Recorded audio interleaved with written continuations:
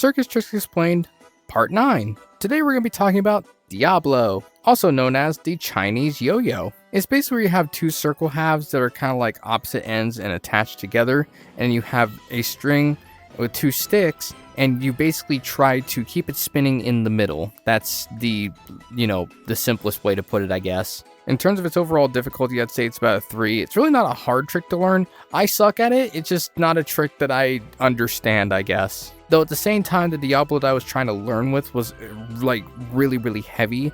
So I'm assuming, and from my understanding, it's easier to learn with the lighter ones. There's not like a whole bunch to say about Diabolo, along with some other tricks I'm going to talk about, at least upcoming anyway, because there are a lot more minor tricks, but they work really well in combination with other tricks. For example, doing Diabolo while balancing on top of a ball, or riding a unicycle, or tightrope. They definitely work very well in tandem with other tricks, that's for sure. And Diabolo in itself is pretty cool because there are multiple tricks you can do with it as well. I've seen people take the rope and spin it around to make like spiderweb-like patterns. I've seen people juggle 3 of them within one rope.